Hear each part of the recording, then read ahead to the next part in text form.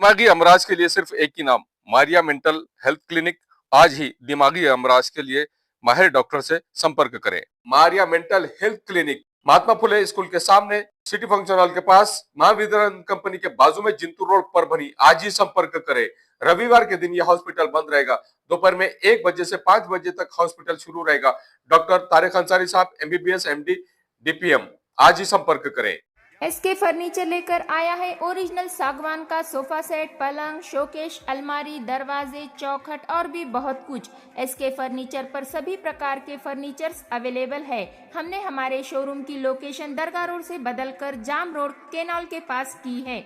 आप SK furniture में आए और अपने पसंद का फर्नीचर खरीद के अपने घर की रौनक को बढ़ाएं। और हाँ, SK फर्नीचर पर आप किसी भी फर्नीचर को अपने हिसाब से कस्टमाइज कर सकते हैं। हमारे पास सागवान कट साइज इंडियन टेक माल कटिंग करा हुआ मिलेगा या फिर ऑर्डर के हिसाब से भी कटवा कर मिलेगा। हमारा पत्ता जाम रोड केनॉल के पास। मोबाइल नंबर 9420033825 या फिर 9923257259। परभणी पाइल्स क्लिनिक मध्ये आपले स्वागत आहे। आपल्याकडे पाइल्स, फिशर व फिस्टुलाचे इलाज केले जाते आयुर्वेदिक इंजेक्शन थेरपीच्या माध्यमातून। आमचा पत्ता सिव्हिल हॉस्पिटल समोर, सेवा मेडिकलच्या वर, पहिला मंजला। जर तुम्हाला पाइल्स, फिशर व फिस्टुलाचे प्रॉब्लेम आहेत तर घाबरू नका। आता संपर्क करा परभणी पाइल्स क्लिनिकला।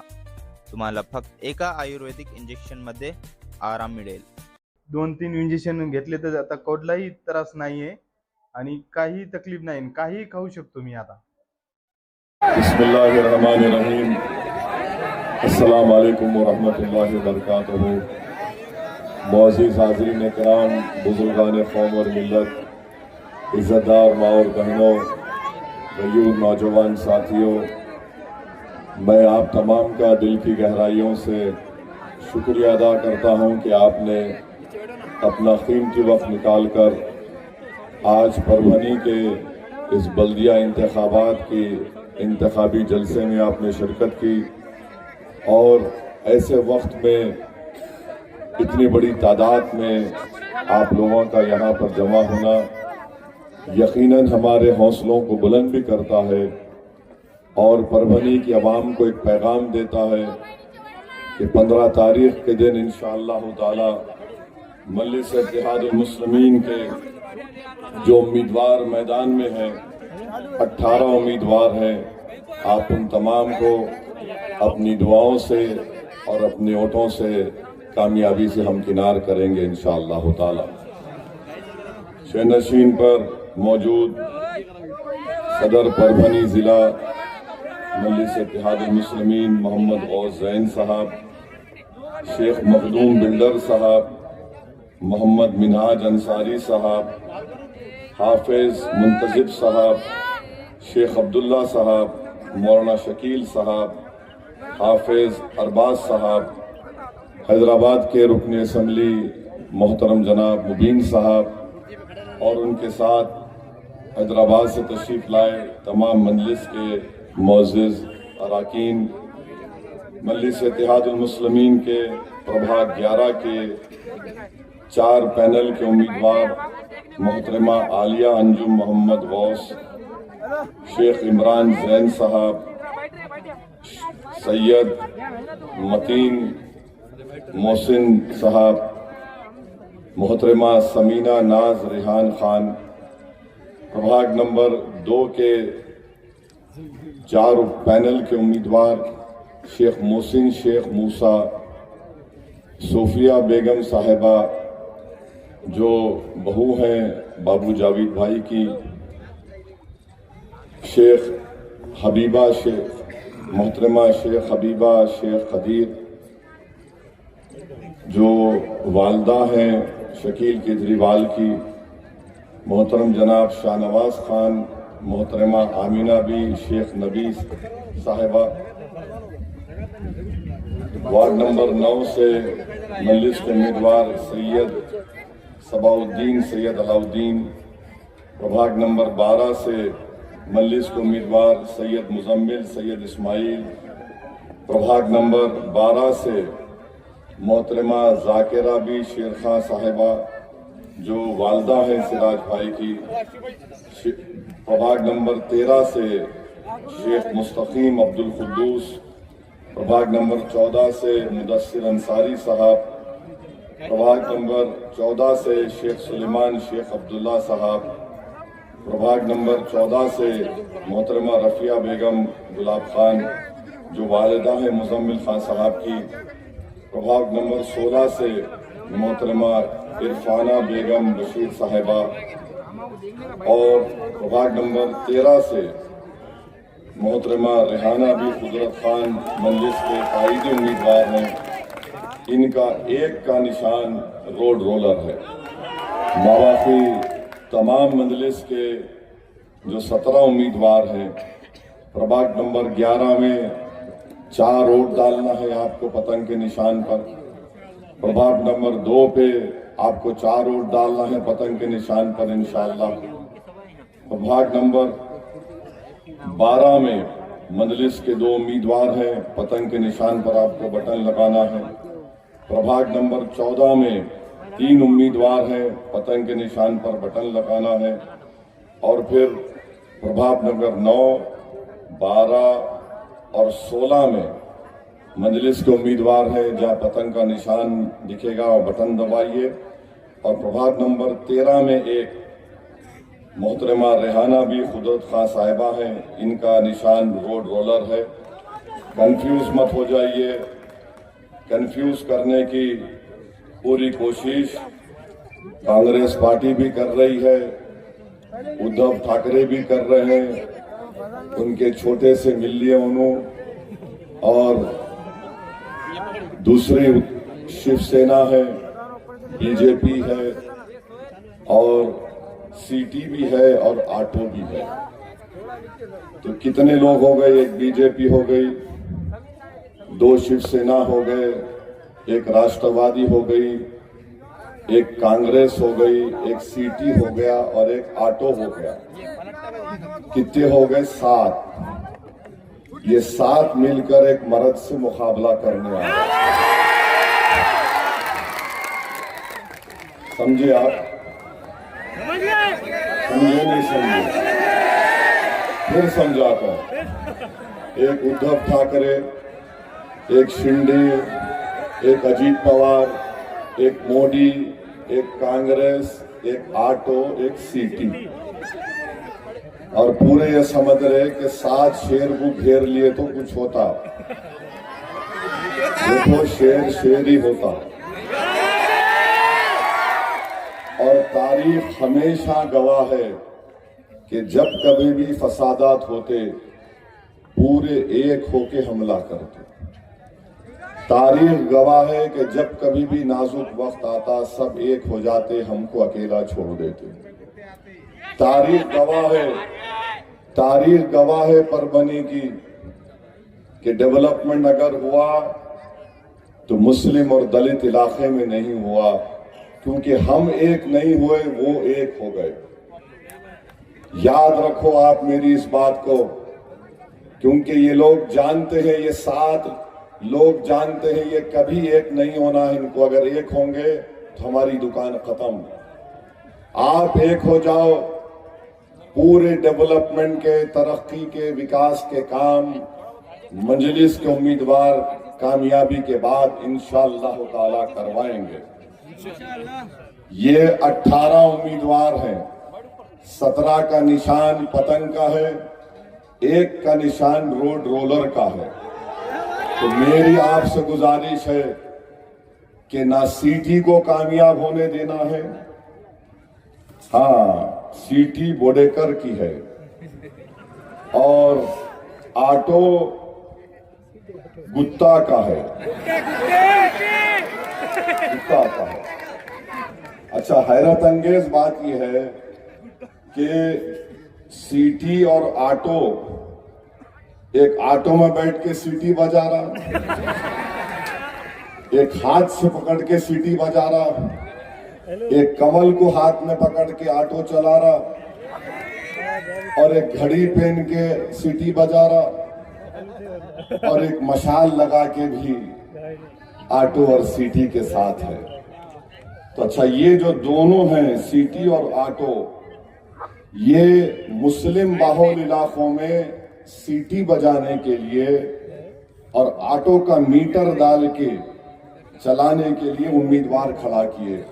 मैं पूछना चाह रहा हूं बोडेकर साहब से और गुप्ता साहब से, भाई साहब ये प्रभाग नंबर 15, 4, 5, 1, 9 में ना तुम सीटी बजा रहे ना ऑटो चला रहे।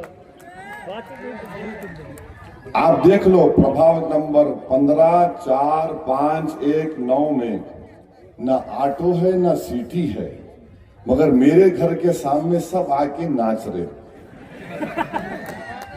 पूरे आ रहे हैं, ऐसी मोहब्बत का इजहार कर रहे हैं कि हमारे मरहूम वालिद बोलते थे कि मां से बढ़ के चाहिए पापा कुटनी कहलाए। बड़ी मोहब्बत के दावे कर रहे हैं। तो मेरी आपसे अपील है, ये सब मिलके आ रहे ताकि मुस्लिम और दलित इलाकों को हमेशा के लिए नजरअंदाज करके रख दिया जाए। यहां पर कोई डेवलपमेंट का काम नहीं होना। हाँ, बोडेकर और गुप्ता साहब के साथ एक और नाम भूल गया मैं, वारपुटकर का साहब, वारपुटकर साहब। ओफो, माने ये पेड़ से वो पेड़, वो पेड़ से ये पेड़, जंपिंग में माहिर है। यहां से इधर कूदते, उधर से इधर कूदते। बड़े लोग बोलते थे मियाँ अब तुम छोड़ो, अब बड़े हो गए, दीवाना कूदना छोड़ो। इन्हों दीवारा ही कूद रहे हैं, इधर से उधर, उधर से इधर, जहां दिखी हरी वहां चली। ये इनका मामला है। और कांग्रेस पार्टी में अजान हो रही है, तो याद रखिए, कब तश्तरी, सीटी, ऑटो, घड़ी, हाथ, कमल का फूल, मशाल, तीर कमान, 8 लोग आ गए।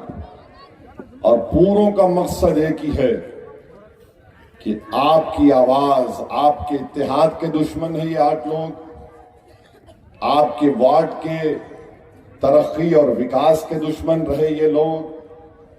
ये मुसलमानों का मुकद्दर बेरोजगारी बना के रख दिए। आसिफ पठान की जमीन पर किसी और की इबादत गाह को नगोड़ा में तामीर कर रहे हैं। मस्जिदों पर मसले बनाकर खड़ा कर रहे हैं।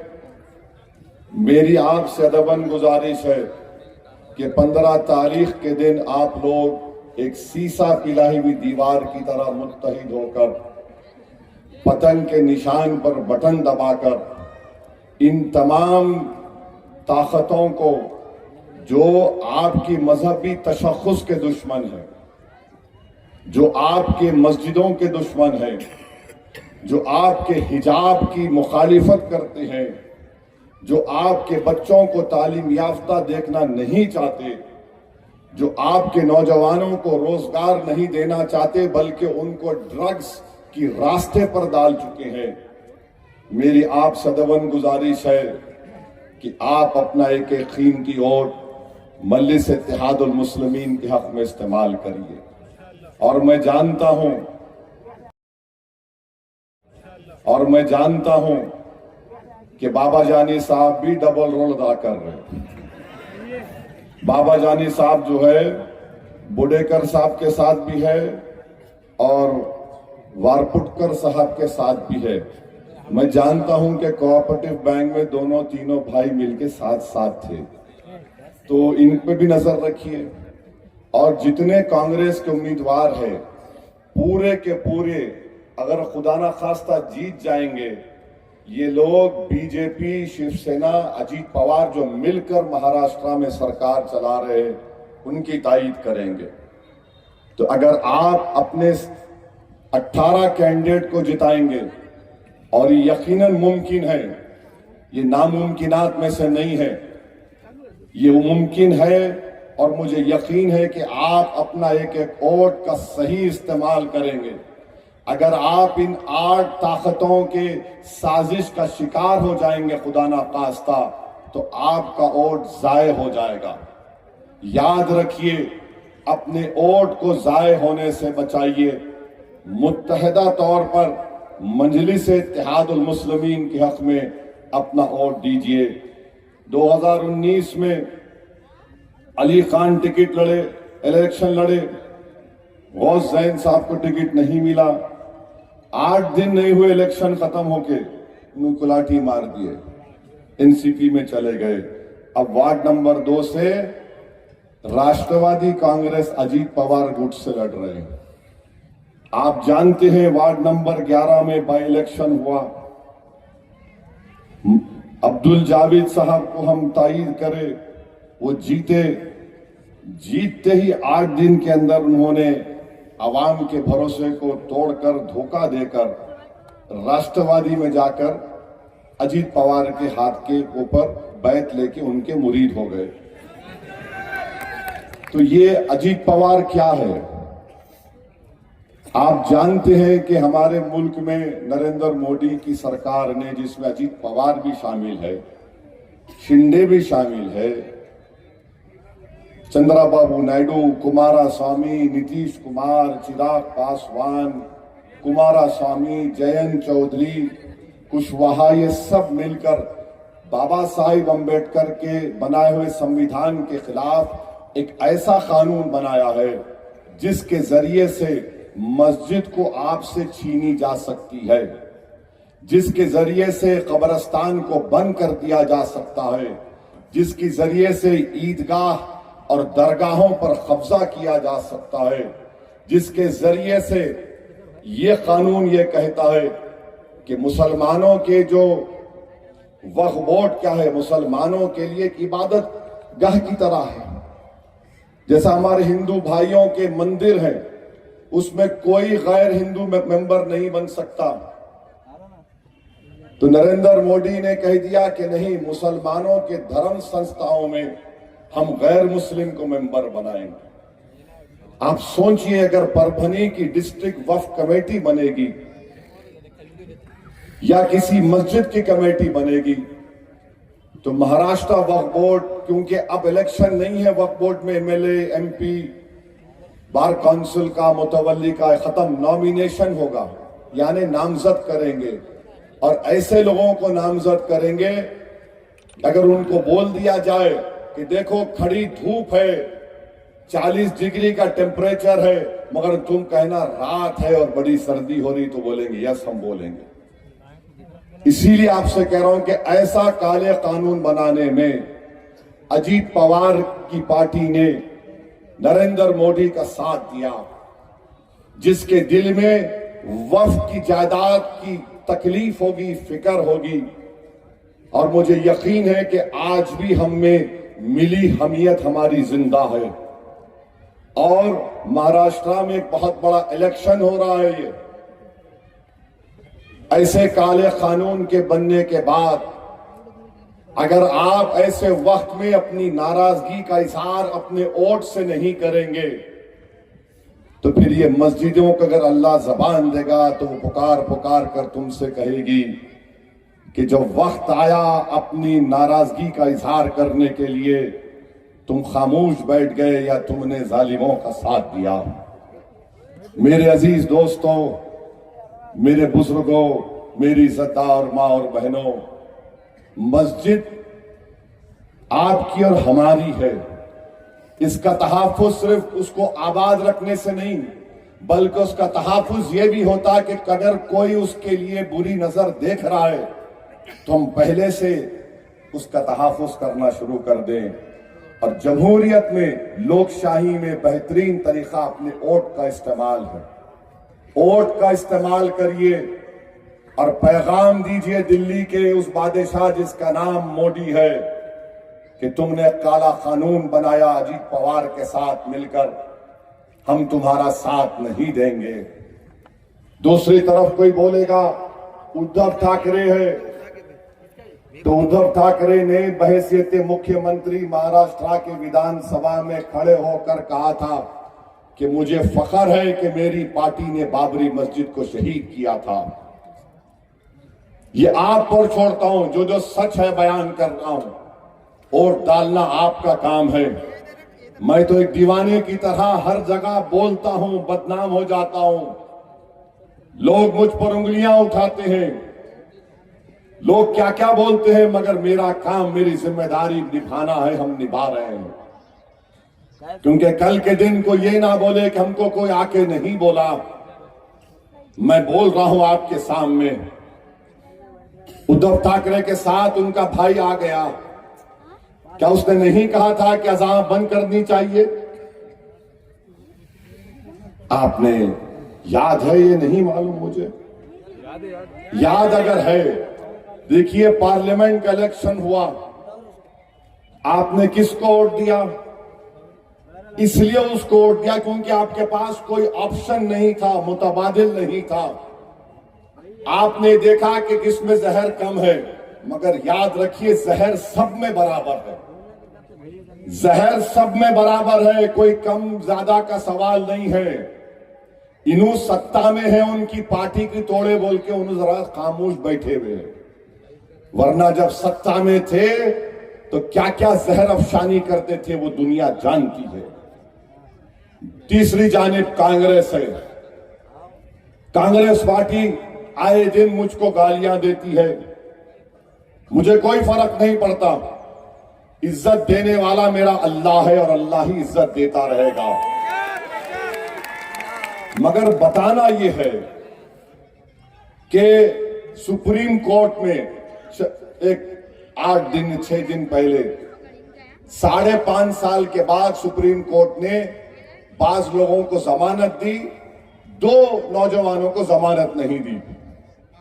मैं किसी कांग्रेस के नेता का तबसरा पढ़ रहा था कि उन्होंने कहा कि बहुत तकलीफ है, 5.5-6 साल हो गए। मैं कांग्रेस पार्टी से पूछना चाह रहा हूं, आप मुझे गाली दो, आपके पास ब्लैंक चेक है, कोई फर्क नहीं पड़ता। अब मेरी शादी भी नहीं हो सकती, मेरे बच्चों की शादियां हो रहे, नाना के नवासे नवासियां हैं, मेरे को कोई फर्क, लो गाली दो। उन्होंने कांग्रेस जो बेल नहीं मिली इन लोगों को, उसकी वजह क्या सुप्रीम कोर्ट ने दिखाई? सुप्रीम कोर्ट ने अपने बेल डिनायल ऑर्डर में कहा कि सेक्शन 15A ऑफ यूएपीए के तहत बाय एनी अदर मींस का जिक्र करके उन दोनों की बेल रिजेक्ट कर दी। अब सेक्शन 15A जो बनाया गया था, किसने बनाया? आपको मालूम? कितनों को नहीं मालूम? हाथ उठाओ। तकरीबन लोगों को नहीं मालूम। 2008 में मनमोहन सिंह साहब वजीर आजम थे, चिदम्बरम वजीर दाखिला गृह मंत्री थे, उन्होंने एक कानून लाया था, सेक्शन 15A कांग्रेस पार्टी ने लाया था और दहशतगर्दी को डिफाइन किया। ने क्या दहशतगर्दी हो सकती है? दहशतगर्दी हम एक नमाज के लिए अज़ान के लिए रुक गए, मैं जारी रखता हूं। दहशतगर्दी का डेफिनेशन उन्होंने ये दिया कि एनी अदर मीन्स, यानी कोई भी तरीका। अब कोई भी तरीका का मतलब क्या है? मैं लिख दूंगा कोई भी तरीके में डालो इनको, और वही तरीक, उसी को सेक्शन 15A को जब मैं खड़े होकर ठहरना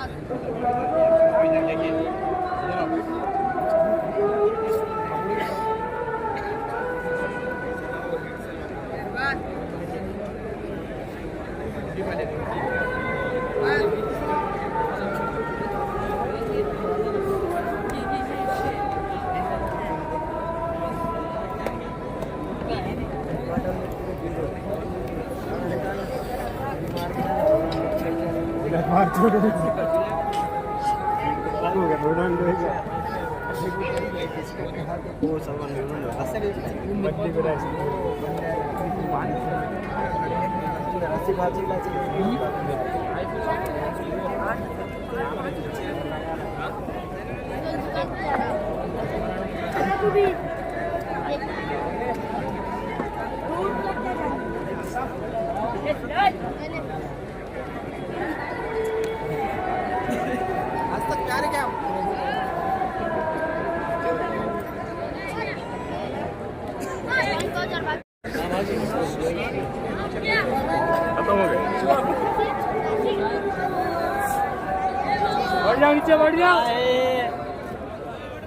तो मैं आपसे जिक्र कर रहा था, ये कांग्रेस पार्टी ने पार्लियामेंट में 2008 में बनवाया और मैं एमपी था। मेरी तकरीर पार्लियामेंट के वेबसाइट पर है, यूट्यूब पर है।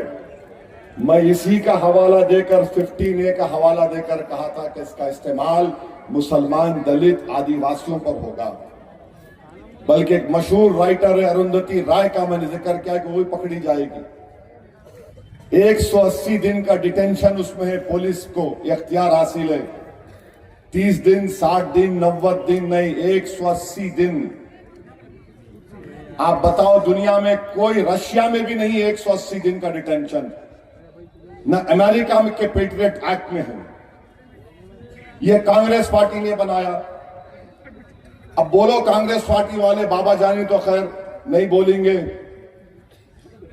आप बताओ फिर किसके ऊपर इस्तेमाल हो रहा है? ये जिंदगियां बर्बाद किसकी हो रही हैं? वो बच्चा 2 मरतबा निकला, 1 मरतबा अपनी बहन की शादी में जाना है। बताइए क्या है ये? फिर ये मैं एमपी था, मैं खड़े होकर मुखालिफत करा उसकी।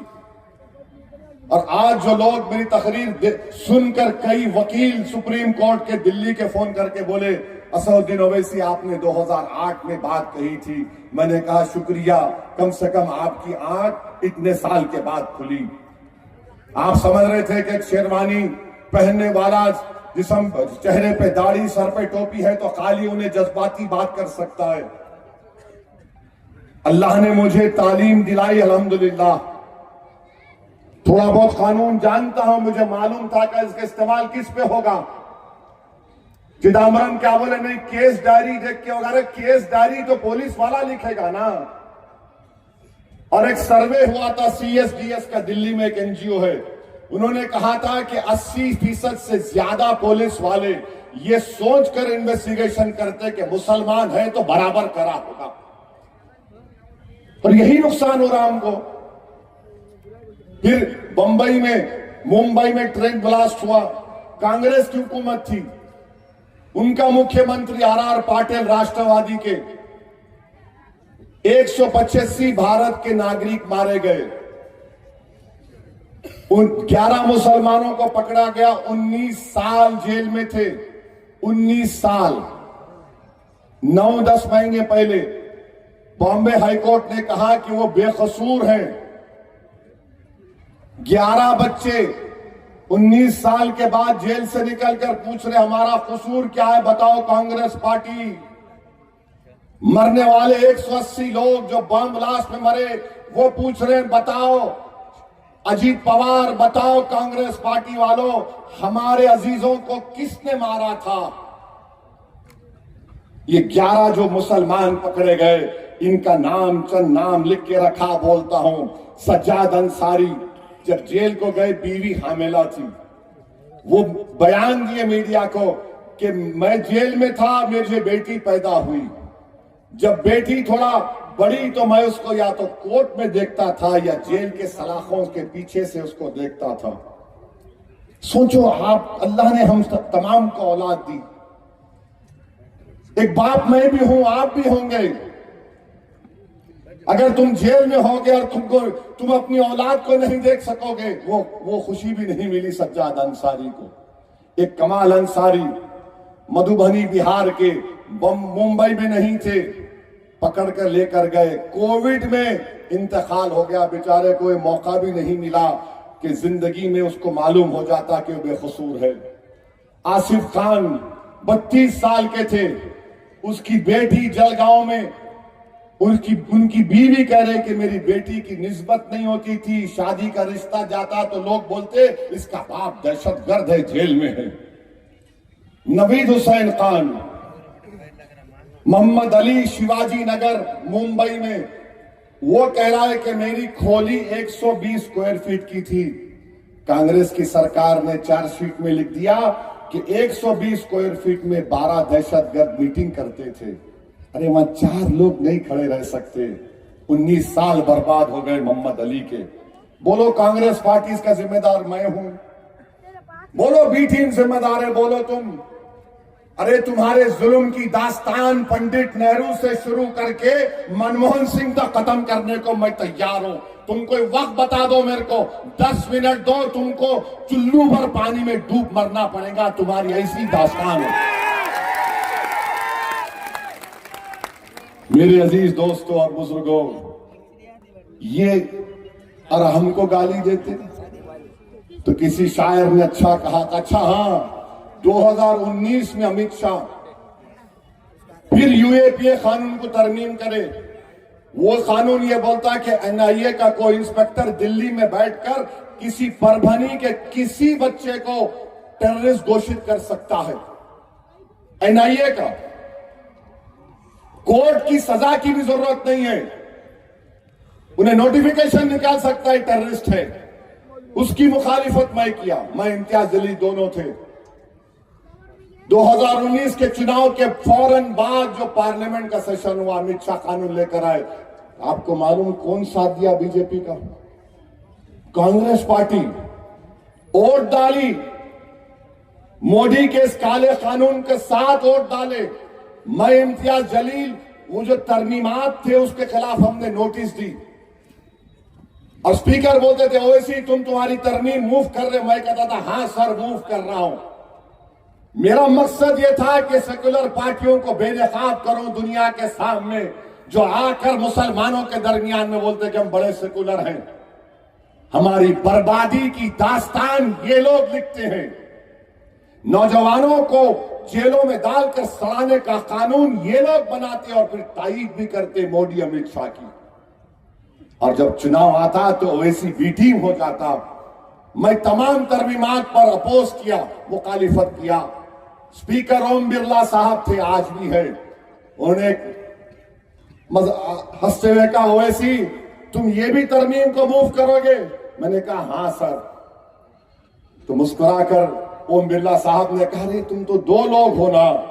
तो अल्लाह ने मेरे दिमाग में डाला कि बोल गुनाहगार, तेरा रब है, तेरा रब देख रहा है। मेरे अजीज दोस्तों और बुजुर्गों, आप सोच सकते हैं मैं 2008 में मेरी क्या कैफियत होगी, 2019 में मेरी क्या कैफियत होगी। मैं जहां देख रहा था कि तबाही और बर्बादी का कानून बन रहा है मेरे लिए, मेरे बच्चों के लिए, मगर हमारी कौम ऐसी है, नए जज्बात में आ जाते। मेरे भाई याद रखो, अगर तुम होश में नहीं आओगे तो फिर जैसा इस मासूम बच्चे ने कहा, कुरान की आयत की तिलावत करके कहा कि अल्लाह उन्हीं को बदलता है जिसके दिलों में बदलने की तमन्ना है। आप नहीं बदलेंगे तो फिर कौन आएगा? फरिश्ते नहीं आएंगे बदलने के लिए, आपको बदलना पड़ेगा अपने आप को। जब फरिश्ते आएंगे तो रूह कब्ज करने के लिए आएंगे। मेरे भाई वक्त है अभी भी आपके पास। इसीलिए किसी शायर ने अच्छा कहा था, ये जबर भी देखा है तारीख की नजरों ने, लम्हों ने खता की सदियों ने सजा पाई। हमने लम्हों में खता की, सदियों की सजा हमारे बच्चों को मिल रही है। तो कांग्रेस पार्टी फिर बोलती नहीं बिहार को गए। अरे जालिमों, मैं लिख कर दिया था कि मेरे को 5 सीट दे दो। 5 साल पहले हम 5 एमएलए जीते तो 4 को लेके चले गए। उसके बावजूद भी बोला कि बीजेपी को हराएंगे, मेरे को 5 दे दो। सब बोले इन्हें क्या है, इन्हें काली तकरीर करता, लोग इसको सुनने को आते, उसके बाद लोग जाके भूल जाते। मैंने कहा ठीक है आपकी सोच होगी, मगर अब का जो नौजवान है 18 साल से 35 साल का नौजवान है, वो तय कर लिया, वो जान चुका है, चाहे कांग्रेस हो, बीजेपी हो, उद्धव ठाकरे हो, अजीत पवार हो, ये सब एक है, कोई फर्क नहीं है, एक है। मजलिस ने हम लिख के दिए नहीं दिए। मैंने तकरीर में कहा था बिहार में तुमने मेरे 4 तोड़े ना, मैं 4 का बदला 24 से लूंगा, और अल्लाह ने उसको पूरा किया। हम 5 जीते, 29 लड़के 5 जीते, 2 सीटों पर दूसरे नंबर पर आए। 1 सीट पर बलरामपुर से आदिल हसन अल्लाह उसको दोबारा कामयाब करेगा। 80,000 वोट लेके 350 वोट से हार गया। और ये गठबंधन का उम्मीदवार 70,000 वोट किया, मैं नहीं रुआ। ठाकुरगंज से हम 80,000 वोट लेकर 7,000 वोट से हारे और 14 जगह पर तीसरे नंबर पर आए। 14,000 से लेकर 35,000 मंजलिस को वोट मिले। कांग्रेस पार्टी 60 पे लड़ी। कितने सीट पर? 60। जीती कितनी? 6। माबाकी 54 पर कौन जीते? मैं जीता। तुम्हारे गुण, तुम्हारे, वो क्या शायर ने अच्छा कहा था, याद नहीं आ रहा शेर, मंजर भोपाली का शेर है ये। माने आपके हर ऐब हुनर नजर आता है आपको, और हमारा लड़ना आपको गुनाह नजर आता। मैं क्यों लड़ रहा हूं? मेरी जात के लिए नहीं, खुदा ना खास्ता कभी नहीं। मैं यही चाहता हूं कि जिंदगी जो अल्लाह ने मुझे दी, इतने नेमतों से अल्लाह ने मंजलिस के जिम्मेदारों को नवाजा, हम यही चाहते हैं कि हमारी उस काबिलियत से जो परवरदिगार अल्लाह ने हमको दी, हम गरीबों को उनका मुकाम दिलाएंगे, उनका हक दिलाएंगे, मुसलमानों की लीडरशिप पैदा करेंगे, ताकि जब हमारी आंख बंद हो जाएगी तो कम से कम हम ये गम लेकर तो नहीं जाएंगे कि हम तो जिंदगी में अपने सामने लीडर्स को नहीं पैदा करे जो जालिमों से मुकाबला कर सके। मैं अल्लाह से यही दुआ करता हूं कि अल्लाह खातिमा ईमान पे रहो, और ऐसा खातिमा हो कि तू मेरी रूह कब्ज करने से पहले मेरे सामने पूरे भारत के मुसलमानों की एक सियासी क़यादत को बना दे। बस ये हमारा ख्वाब है और कुछ नहीं है। इंशाअल्लाह ताला मंत्री संतरी बनने का कभी शौक था ना कभी रहेगा इंशाअल्लाह ताला, क्योंकि अल्लाह ने बहुत इज्जतों से नवाजा। नहीं जानने वाला भी मेरे को जानता है। दुश्मनों के सामने से चले गए तो खड़े होकर गाली देना शुरू कर देते। इससे बढ़ के इज्जत और क्या होना आपको, कि दुश्मन के सामने से गए तो खड़े होकर उन्हें दांता पीसना शुरू कर देता। उसकी अम्मा को, उसकी बीवी को, बाप को देखा तो नहीं बोलता, मेरे को देख के बोलता। मेरे को देख के उन्हें खुदा का नारा लगाता। एक 5 स्टार होटल में खाना खा के निकल रहा था मैं, एक मीटिंग थी, अब देख के मेरे को नारा लगा रहे, खुदा का नारा लगा रहे। मैं रुक गया। ये 10-15 ही थे, डॉक्टर्स थे ये। वो जिंदाबाद। मैं मुस्कुरा रहा था। बोले तुम मुस्कुरा रहे? बोला हाउ। बोले हाउ क्या है? बोला हैदराबाद का दक्षिणी स्टाइल है। यस बोलने, ओके बोलने। बोले क्या मतलब?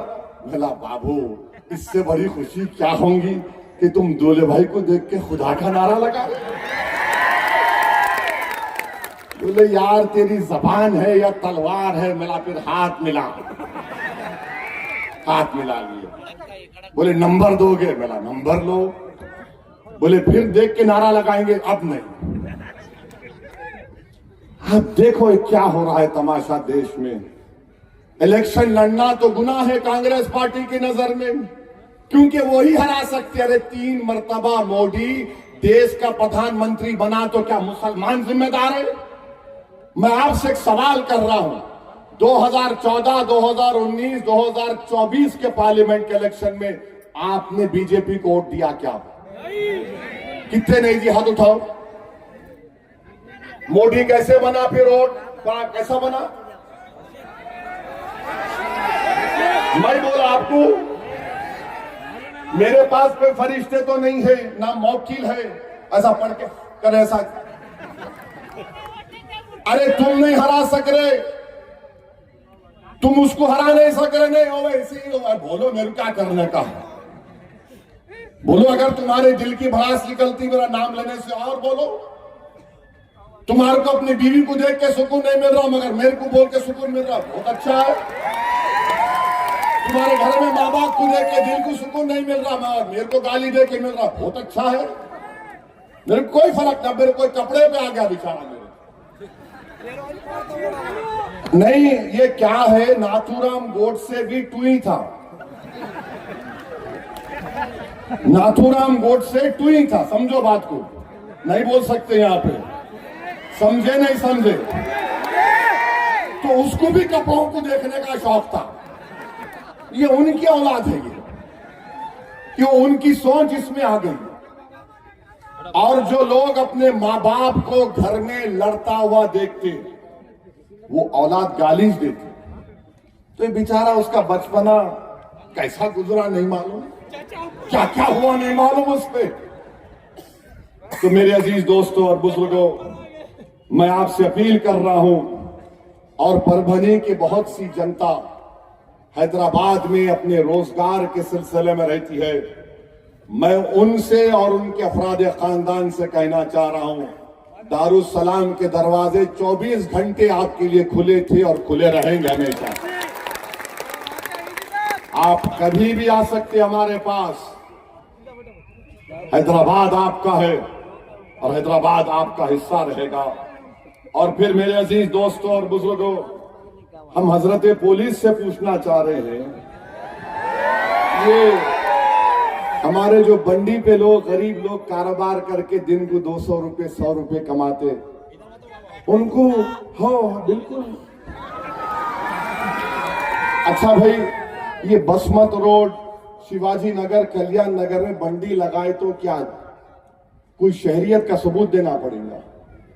गरीब है, पेट भर नहीं। सुनो, ठहरो, हम ये यहाँ के आमदार खासदार बीजेपी के और सेना के लोगों को बोल रहे,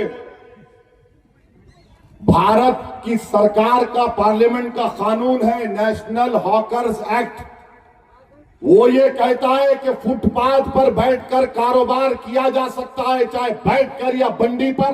पार्लियामेंट का कानून है, तुम कैसा रोकते जी? तुम तो रोजगार नहीं दे रहे, तुम खाली बोल रहे चाय पियो चाय पियो चाय पियो। 15 लाख दे दो, 15 लाख दे दो, 15 फुकट पैसे नहीं आए उसमें। बेचारा गरीब, धूप है, बारिश है, सर्दी है, फुटपाथ पर रोड पर बैठकर मेवा बेचता है, प्याज बेचता है, आप उसके दुश्मन। आप मजलिस के 17-18 कॉर्पोरेटर को कामयाब करो, उन गरीब ठेला बंडी वालों के साथ मजलिस खड़ी हुई है और खड़ी रहेगी। 1960 में जब मजलिस ने पहला इलेक्शन लड़ा हैदराबाद से, तो सालारे मिल्लत जब पहला बल्दिया का इलेक्शन जीते, तो मजलिस के दुश्मनों ने कहा था, अरे ये तो ठेला बंडी और रिक्शा वालों की जमात है। तो सालार ने कहा कि हाँ, यकीनन मुझे फख्र है ऐसे लोगों पर जिनके दिलों में धड़कता हुआ दिल है, जिनकी सोच में तड़प है कौम और मिल्लत की। जो लोग आलीशान बंगलों में रहते थे उस जमाने में, उनमें तो कुछ नहीं है। यकीनन मजलिस निकली ठेला बंडी और रिक्शे वालों के वजूद से। हमको फख्र है उन पर कि भारत में गरीब होना जुर्म बना दिया गया। अरे पोलिंग के दिन वोट डालने वाले तो गरीब होते हैं ना, चाहे किसी समुदाय का हो। तो इंशाल्लाह आप कामयाब करिए। और फिर मैं आपको ये भी बताना चाह रहा हूं कि ड्रग्स का बहुत बड़ा मसला है।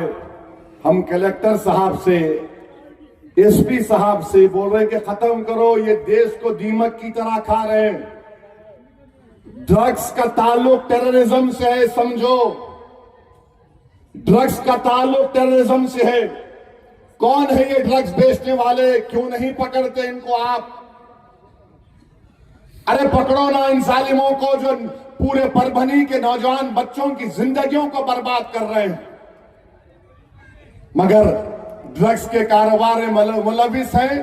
और उन 8 लोगों के उम्मीदवार भी हैं, उसमें आप जानते होंगे नामों को, मैं नाम नहीं बोलना चाह रहा हूं, नहीं तो उनको दबा के चढ़ जाएंगी रात में, अम्मा हम ही चूस लो खा लो बोलूंगा एक दिन इंशाअल्लाह तुम्हारा नाम। और फिर जो यहाँ के खासदार साहब है, सर आप वफ की जमीन पर काबिज है, ईदगाह की बाजू की, हमारे वोट से आप जीते तो छोड़ दो ना उसको, आप छोड़ दो उसको। अरे दबा के ताली बजाओ, डर रहे कहीं को जी? मैं बोला आप पैर पे आएंगी, ताली मारने वालों को नहीं आती, मगर तुम ताली बजाने वाले नहीं हो, तुम नारे तकबीर बोलने वाले हो। नारे तकबीर, दिल्ली एमपी साहब और म्युनिसिपल कॉरपोरेशन के बेचारे मुलाजिमीन को 6 महीने से तनख्वाह नहीं आई। ये कई की ट्रिपल इंजन की सरकार है, बेचारे गरीब है, तनख्वाह नहीं है उनको, मगर बराबर रिश्वतखोरी का बाजार आम है। मजलिस को आप कामयाब करिए, जन्म पत्र जारी होगा इंशाअल्लाह ताला, मृत्यु पत्र जारी होगा। एक बीजेपी का रुकुन आके बोलता तो आप रोक देते हैं उसको। अरे भाई क्यों आप बांग्लादेश बांग्लादेश बोलते? मोदी की बहन दिल्ली में बैठी है, उसको निकाल के फेंको ना बांग्लादेश में। यहां पे कोई बांग्लादेशी नहीं है, ना रहेंगे। यहां पर भारत के अव्वल दर्जे के शहरी रहते हैं, जो मुसलमान भी हैं, हिंदू भी हैं, दलित भी हैं, ओबीसी भी हैं, मगर इनको खाली दूरबीन लगा के। अच्छा बांग्लादेशी बोले तो योगी बाबा, उन्होंने एक नया तरीका निकाले बांग्लादेशी को तलाश करने का। क्या निकाले? उन्होंने अपनी पुलिस को बोले मुस्लिम इलाके में जाओ, जैसा यहां इलाके है, वहां जाकर एक 70-75 साल के बूढ़े को बुलाए, तुम बांग्लादेश के? उन्होंने बोला नहीं भाई, मैं बिहार का अररिया का हूं, 22-25 साल से यहां पर कारोबार करता हूं। नहीं नहीं, तो बांग्लादेश? अरे नहीं हूं मैं। तो पुलिस वाले बोले पापा ने हमको आइडिया दिया। उन्होंने बोला ये क्या आइडिया दिया? पलटा दी। पीठ पे उस पुलिस वाले ने अपना फोन रख दिया और फोन रख के बोल रहा, देखो फोन बोलेगा तो बांग्लादेशी या भारत का। क्या साइंटिस्ट है बाबा, हम समझे सर पे बाल नहीं है, मगर माशाल्लाह क्या माने, अब जरूरत ही नहीं है, मगर कोई ऐसा फोन तो इजाद करो जो भारत के गरीबों के पेट पर रखकर बोले कि कितना खाया, कब से भूखा है, बोल सको। तुम ऐसा फोन इजाद नहीं करे जो गरीबों के पेट पर रखकर बोल सके, मगर तुम किसी को बदनाम करना चाहते हो। तो मेरे अजीज दोस्तों और बुजुर्गों, मेरी आप तमाम लोगों से अपील है कि आप मजलिस इत्तेहादुल मुस्लिमीन के 18 उम्मीदवार को कामयाब करिए। करेंगे ना मेरे भाई? और जो नहीं आए उन तक जाकर मजलिस का पैगाम पहुंचाएंगे आप। याद रखिए, भारत की सियासत की एक तल हकीकत याद रखो, जिस समाज के पास उसका नेता नहीं है उसकी कोई अहमियत और कीमत नहीं। जिस समाज का नेता होगा, अगर तुम ये समझ रहे आप है ना, नहीं मेरे भाई, मैं नेता नहीं, नेता बनाना चाहता हूं। मैं मरने से पहले मुझसे काबिल, मुझसे परहेजगार, मुझसे ज्यादा जियाले से 100-200 नौजवान लड़के और लड़कियों को देखना चाहता हूं जो इस मिल्लत मजलूमा की इस बोझ को संभाल सके। आपको ये काम करना है, करेंगे ना 15 तारीख के दिन? और ये जो लोग जो मेरी तकरीर पे 15 मिनट पे बहुत मीडिया वाले लिखते थे, 15 मिनट बोले, 15 मिनट बोले। अरे कुदरत ने ऐसा इंतजाम किया है कि तुम 15 मिनट बोले तो कुदरत बोले 15 को इलेक्शन होगा। और कुदरत का निजाम देखो, इनको लामहला पतंगी पिलाना है 14 के दिन, 15 के दिन। खैर कोई बात नहीं, अल्लाह आपके इस इत्तेहाद को मजबूत रखे और मुझे उम्मीद है कि आप तमाम लोग मुत्तहिदा अपने वोट का इस्तेमाल करेंगे। नारे तकबीर, नारे तकबीर, पतंग को वोट दो, पतंग को, पतंग को वोट दो। अस्सलाम वालेकुम।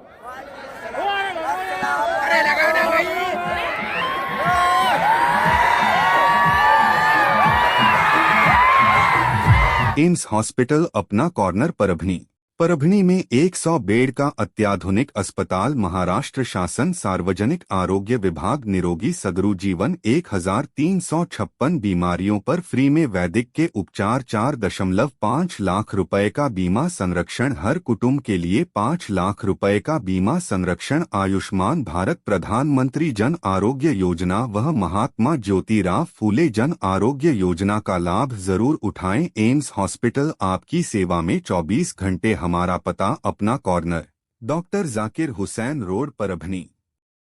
Abdul Wahab function hall booking यहाँ पर शुरू है। शादी ब्याह और उसी के साथ में छिल्ला छट्टी और साथ ही यहाँ पर किसी भी तरह के प्रोग्राम रस्म एंगेजमेंट के लिए आपके लिए अब्दुल वहाब फंक्शन हॉल में मूलभूत सुविधा अवेलेबल है। अब्दुल वहाब फंक्शन हॉल परभनी शहर के कवड़गांव रेलवे गेट से नीचे यहाँ पर जिस तरह से अलीबाग नगर के करीब ही यहाँ पर ये फंक्शन हॉल अवेलेबल है। और अब्दुल वहाब फंक्शन हॉल जिस तरह से यहाँ पर मूलभूत सुविधा अवेलेबल है, लेडीज के लिए यहाँ पर अलग से हॉल, सेपरेट हॉल, जेंट्स के लिए सेपरेट हॉल, उसी के साथ में बच्चों के खेलने के लिए सामने गार्डन और स्पेशली पार्किंग के लिए माकूल जगह अब्दुल वहाब फंक्शन हॉल में। अगर आपको शादी करना है, आप अपने बच्चों की शादी अगर करवाना चाहते हैं, अगर आपको बच्चों का एंगेजमेंट कराना है, बच्चों का अगर छिल्ले का प्रोग्राम है या मीटिंग है, तो ऐसी सूरत में परभनी शहर में तो भैया सिर्फ एक ही नाम है, अब्दुल वहाब फंक्शन हॉल, जाहिद खान। इनसे आप राब्ता कर सकते हैं। स्क्रीन पर